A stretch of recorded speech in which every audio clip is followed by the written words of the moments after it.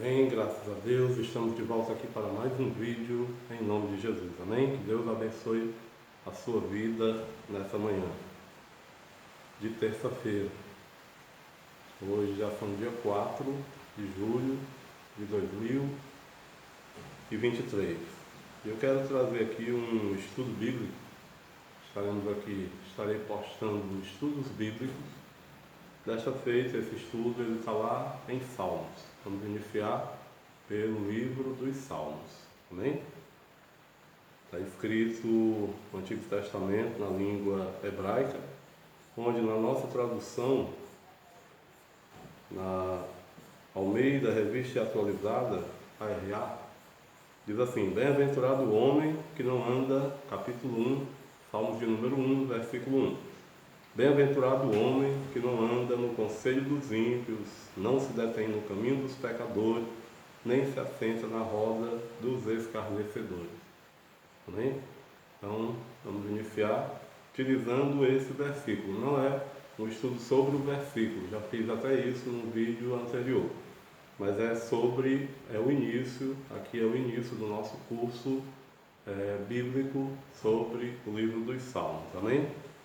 Na tradução brasileira, que é uma ótima tradução também, agora ela está sendo impressa e vendida, mas ela tinha sido deixada de lado. Diz assim: feliz é o homem que não anda segundo o conselho dos ímpios. Na Almeida Revista Corrigida, que é a mais utilizada nas igrejas pentecostais, inclusive a Assembleia de Deus, diz assim: bem-aventurado o varão que não anda segundo o conselho dos ímpios, nem se detém no caminho dos pecadores, nem se assenta na roda dos escarnecedores. Amém? Glória a Jesus. Há controvérsias sobre o que eu vou falar agora, mas esse salmo, por alguns estudiosos, ele é tido ter sido escrito por volta do ano 979 a.C. Amém? Depois nós vamos entrar aí na discussão em si.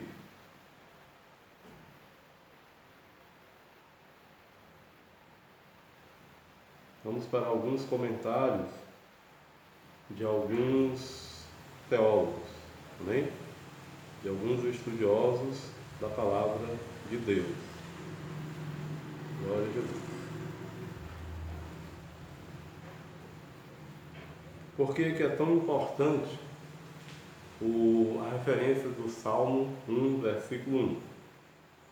Porque ele nos dá e nos mostra que são bem-aventurados o varão que não anda segundo o conselho dos ímpios, nem se detém no caminho dos pecadores, nem se assenta na roda dos escarnecedores. Então, por que é tão importante esse versículo? Essa separação? Vamos ver aí algumas referências para nós podermos entender. No Antigo e no Novo Testamento. Porque essa separação ela é imprescindível para o ser humano, para o homem. Gênesis, começamos por Gênesis, capítulo 5, versículo 24. Olha o que diz. Essa separação do homem e a sua colocação diante de Deus, a sua consagração a Deus, a sua santificação a Deus, gera isso. Andou Enoque com Deus e não se viu mais, porquanto Deus para si o tomou. Amém? Depois nós vemos lá em Levítico 26 e 27, e se com isto me não ouvirdes, mas ainda andardes contrariamente comigo. Deuteronômio 28, versículo 2. Todas estas bênçãos virão sobre ti e te alcançarão quando ouvires a voz do Senhor teu Deus. Amém? Nós ainda temos lá, primeiro livro dos Reis, no capítulo 16, versículo 31.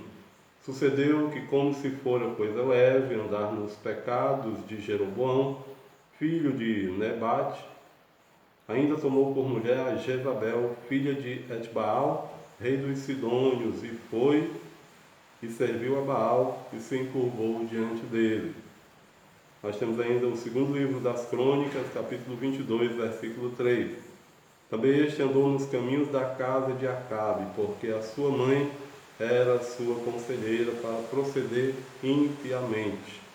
Nós temos o livro de Jó, Parece-te bem que me oprimas, que rejeites o trabalho das tuas mãos e resplandeces sobre o conselho dos ímpios?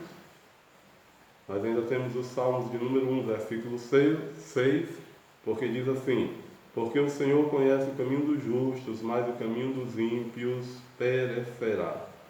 Aí nós vamos agora para o livro dos Provérbios, capítulo 1, versículo 15, onde está escrito: filho meu, não te ponhas a caminho com eles, desvia o teu pé das suas veredas. A palavra de Deus sempre vai falar isso no Antigo e no Novo Testamento. Vamos para Jeremias, capítulo 15, versículo 17. Nunca me assentei no congresso dos zombadores, nem me regozijei por causa da tua mão. Me assentei solitário, pois me encheste de indignação.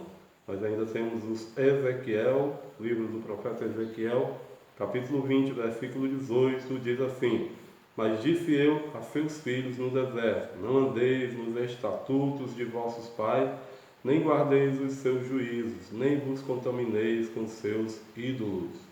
Aí nós vamos para o Novo Testamento, onde está escrito em Mateus, capítulo 16, versículo 17, Jesus respondendo disse: bem-aventurado és tu, Simão Bar-Jonas, porque não foi carne e sangue quem te revelou, mas meu Pai que está nos céus. Amém? Isso é dado, essa oportunidade, ela é dada para qualquer pessoa. Capítulo 11 de Lucas, versículo 28, diz assim: mas ele disse antes: bem-aventurados os que ouvem a palavra de Deus e aguardam.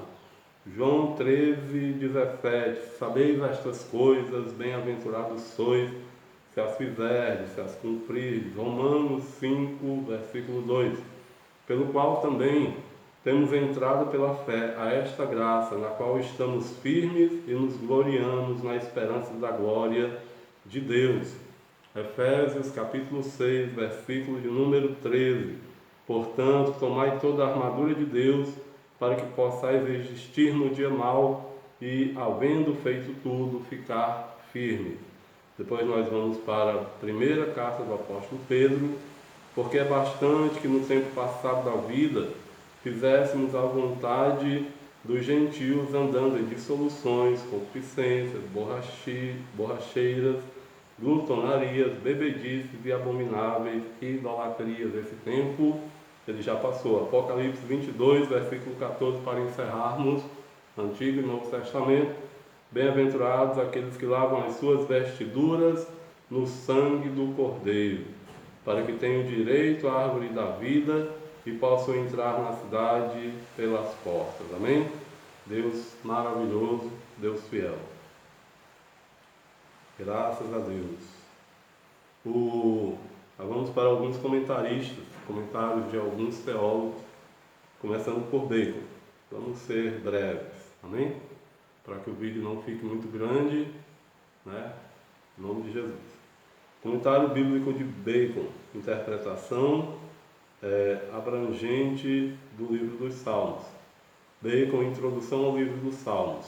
O livro de Salmos, introdução. O livro de Salmos é o primeiro livro na terceira divisão da Bíblia hebraica, conhecida como Ketuvim, ou escritos. Essa terceira divisão era popularmente conhecida pelo nome do primeiro livro, isto é, os Salmos. Deste modo, Jesus incluiu todo o Antigo Testamento no que tange às profecias a seu respeito na lei de Moisés, nos profetas e nos Salmos, lá escrito em Lucas 24, 44.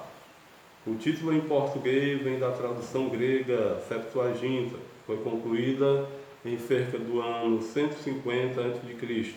Salmói, o termo grego, significa cânticos ou cânticos sagrados, e é derivado da raiz que significa impulso, toque, em cordas, de um instrumento de cordas. O título hebraico é Terlim, que significa louvores ou cânticos de louvor. Tá bem? Esse é o significado da palavra Salmos. Os Salmos têm uma importância especial na Bíblia. Lutero descreveu este livro como uma Bíblia em miniatura. Calvino descreveu como uma anatomia de todas as partes da alma, visto que, como explicou, abre aspas, não existe emoção que não é representada aqui como em um espelho. Johannes Arndt descreveu: o que o coração é para o homem, os salmos são para a Bíblia. Westerley descreve os salmos como a maior sinfonia de louvor a Deus que já foi escrita na terra. Theodore H. Robson disse: o saltério hebraico detém uma posição singular na liturgia, na literatura religiosa da humanidade. Ele tem sido o inário de duas grandes religiões, o judaísmo e o cristianismo, e tem expressado a vida espiritual mais profunda dessas religiões ao longo dos séculos. Esse saltério tem ministrado a homens e mulheres de raças, línguas e culturas muito diferentes. Ele tem trazido conforto e inspiração aos aflitos e abatidos de coração em todas as épocas. Suas palavras podem se adaptar às necessidades das pessoas que não têm conhecimento algum acerca de sua forma original e pouca compreensão a respeito das condições sob as quais ele foi formado. Nenhuma outra parte do Antigo Testamento tem exercido uma influência tão ampla, profunda e permanente na alma humana. Amém? Glória a Jesus. Louvado seja o nome do Senhor. Esse é o comentário de Bacon. Vamos para mais um aqui, em nome de Jesus.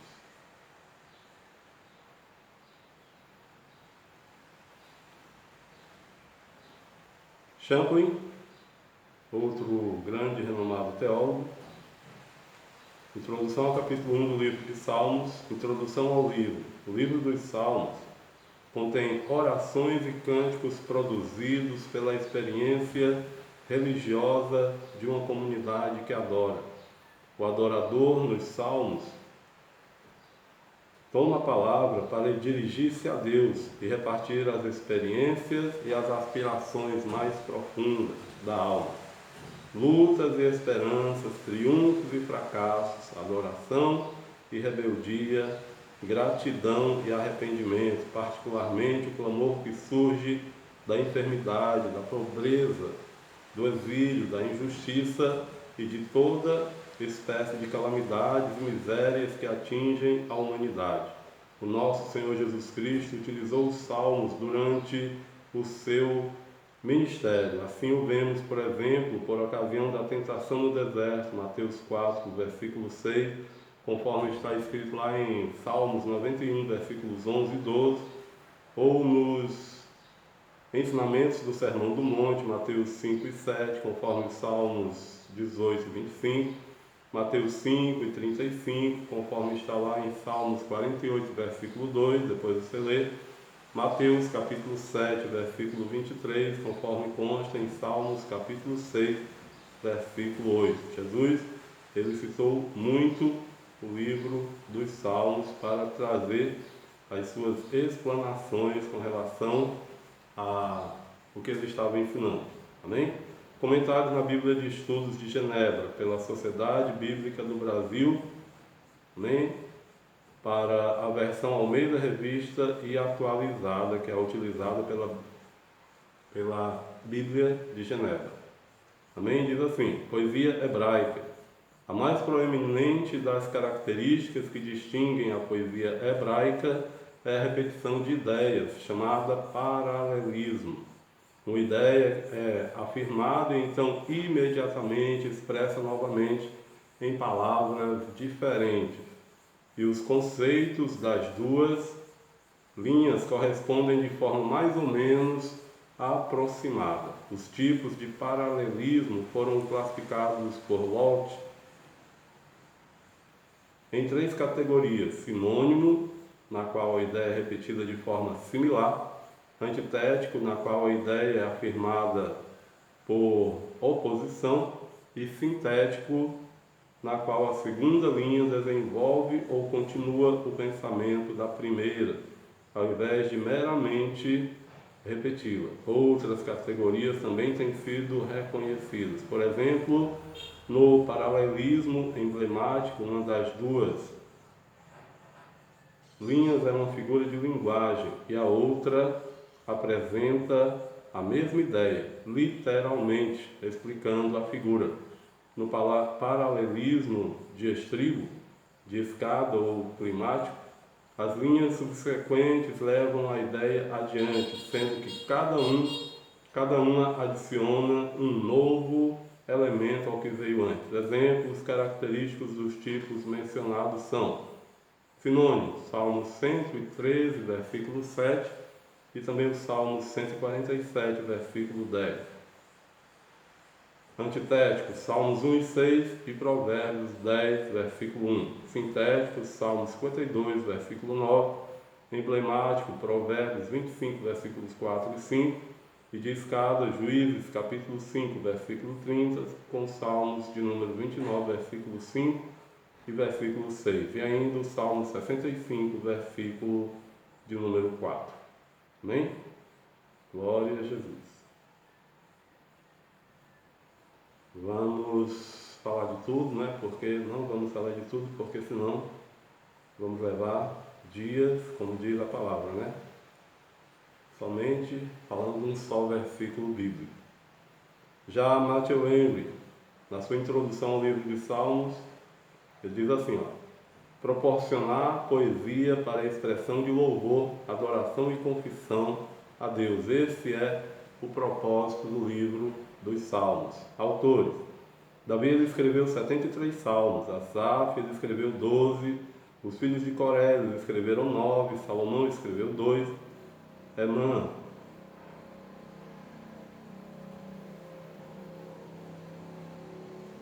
junto aos filhos de Corá, ou de Coré, Etã e Moisés escreveram cada um, e 51 salmos são anônimos.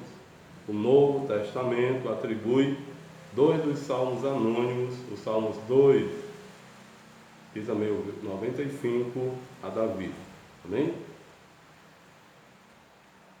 Entre os dias de Moisés, ao redor de 1440, e o cativeiro em Babilônia, por volta de 586, essa é a data provável dos escritos de Salmos, porque nós temos salmos escritos por Moisés.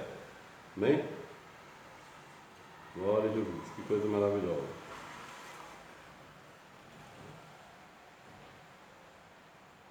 É muita informação e como prometido, não é muito grande.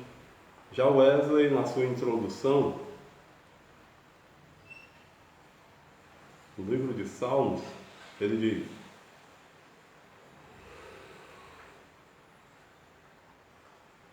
aqui é uma referência de comentário de Wesley por W. Thompson Hall, né?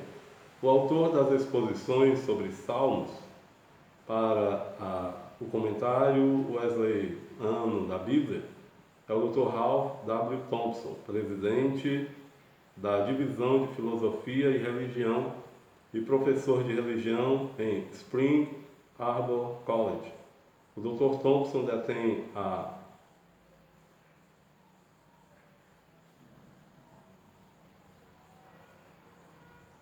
vários graus de Greenville College e Winnan Lake School of Theology e do Seminário Bíblico em Nova York.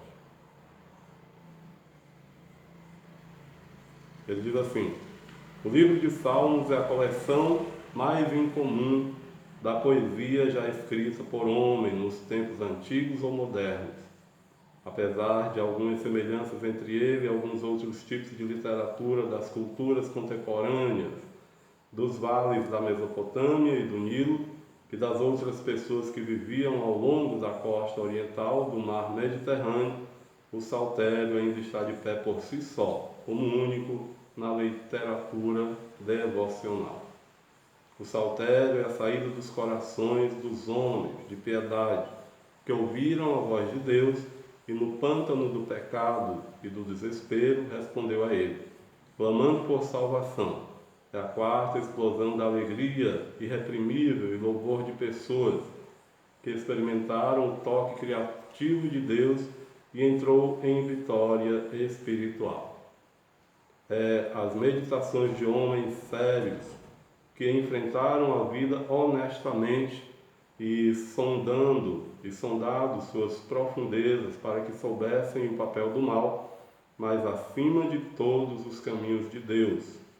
O que eles nos dão por seu próprio testemunho não veio por motivo sozinho, mas pela revelação de Deus. Aqui é o núcleo da fé dos hebreus. Amém? Muito interessante isso. Trazem muitas coisas interessantes os ensinos de Salmos. Basta você ler. Vamos para o comentário de Wiersbe. Ele diz assim: Salmos origina-se de uma palavra grega que significa louvores em poemas, acompanhados de música. O nome hebreu é Terlim, que eu já falei, que significa louvores, mas eu estou aqui trazendo a exposição de Wiersbe sobre os salmos. Nem todos os salmos são hinos de louvor, mas muitos o são. Salmos é o inário da nação judia, e alguns salmos constam dos inários cristãos. Lutero fundamentou o hino Castelo Forte é Nosso Deus, nos Salmos 46.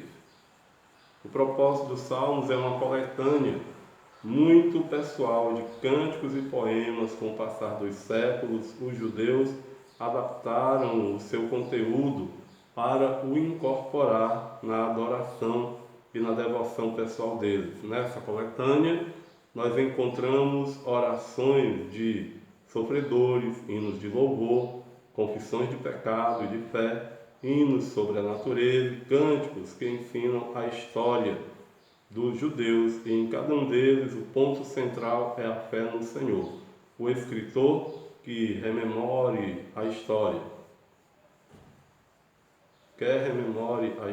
quer levante os olhos para o céu, quer olhe para os seus problemas, contempla acima de tudo a fé no Senhor. Os salmos nos ensinam a ter um relacionamento pessoal com Deus à medida que lhe contamos nossas dores e necessidades e meditamos a respeito da grandeza e da sua glória. Glória a Jesus. Amém? Louvado seja o nome do Senhor.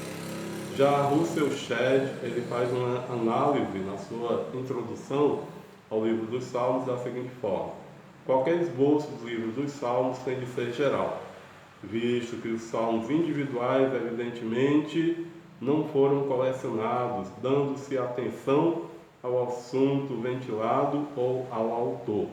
É possível que considerações musicais, pelo menos em parte, tenham influído no arranjo atual.